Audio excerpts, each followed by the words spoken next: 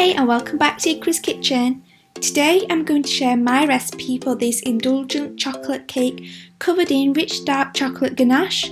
This cake is a replica for that cake Bruce was served in Matilda, and if you haven't seen Matilda then you're missing out. This is hands down the best recipe ever. It's super moist, fudgy, and every bite is better than the last. So keep watching for the recipe.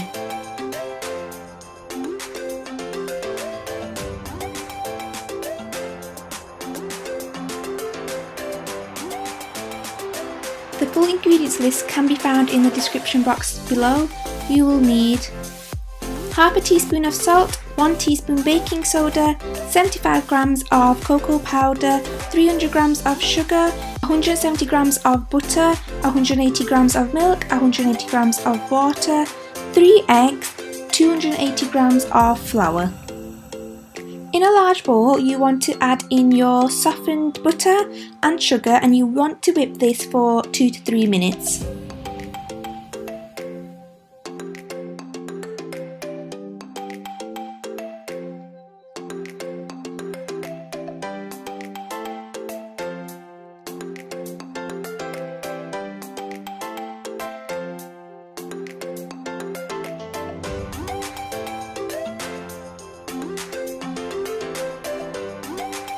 Once your butter and sugar mixture is well combined, this is when you want to add in your eggs and vanilla extract, and you want to combine this again for another minute until it is well combined. Once you have done that, you can set that bowl aside and combine all your dry ingredients.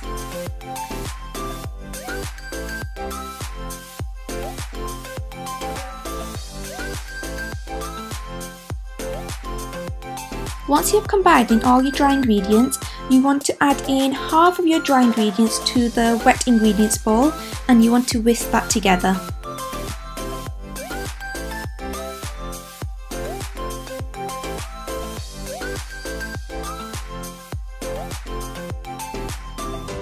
Then add in your milk and the remaining dry ingredients and whisk that until it is smooth.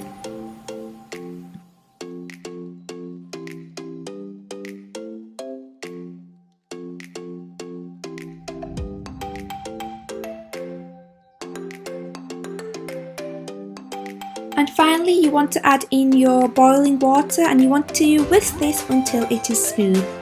This batter smells amazing. It is super chocolatey, and I could eat this batter raw.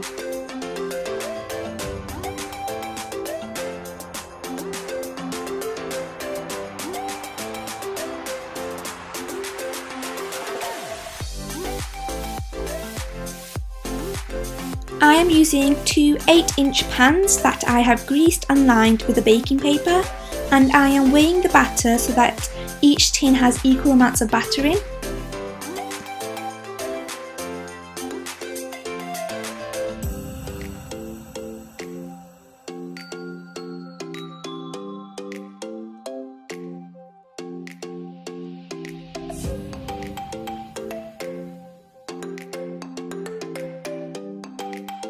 Once you have evenly distributed the batter into both tins, you want to gently tap the tins to remove any air bubbles, and you're going to bake this gas mark 4 or 160 degrees Celsius for 35 minutes on the second shelf.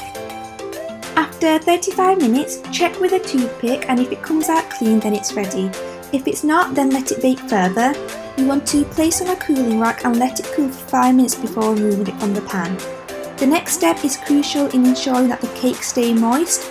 You want to remove the baking paper and wrap the cake in 2 layers of cling film and refrigerate for an hour.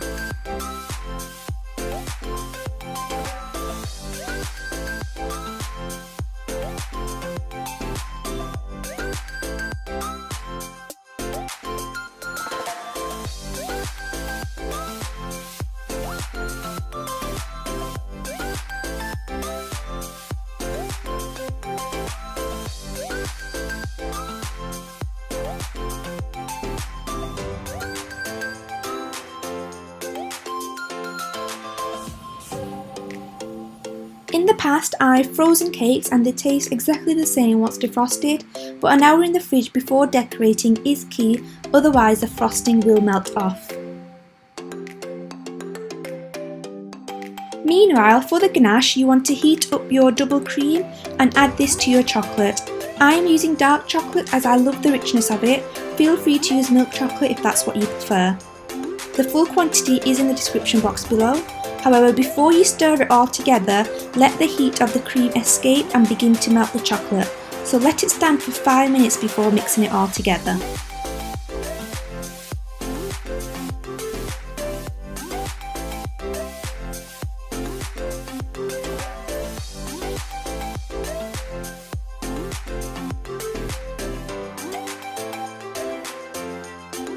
Once all combined, you want to refrigerate for 30 to 40 minutes until it becomes thicker.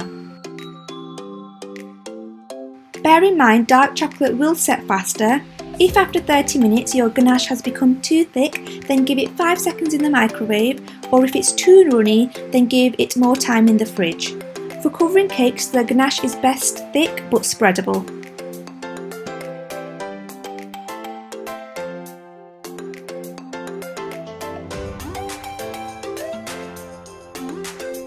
Now it's time to decorate.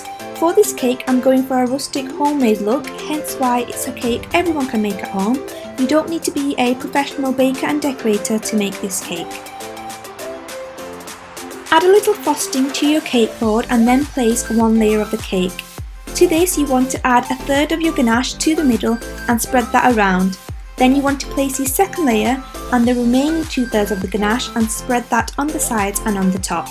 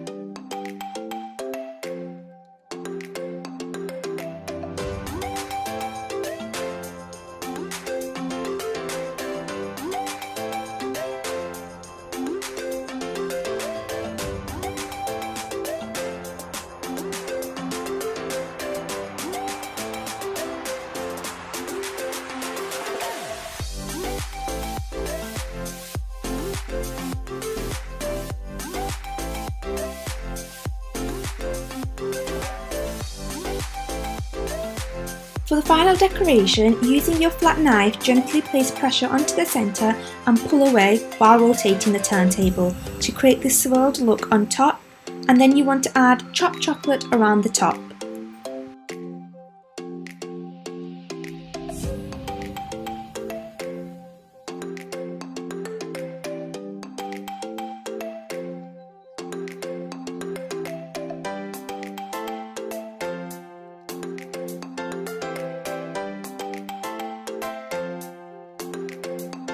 And that's all done. Trust me when I say this that this cake is to die for. It's super fudgy and moist and chocolatey, and the ganache is an amazing frosting for this cake. I hope you enjoyed the video. Make sure you like, comment and subscribe, and thank you for all the support so far. Don't forget to follow me on Instagram, the link is in the description box below, where I share all the behind the scenes of every video and my many bloopers. If you do recreate this recipe, I would love to hear from you, so feel free to send me pictures or even a message on how you found it. Thank you for watching!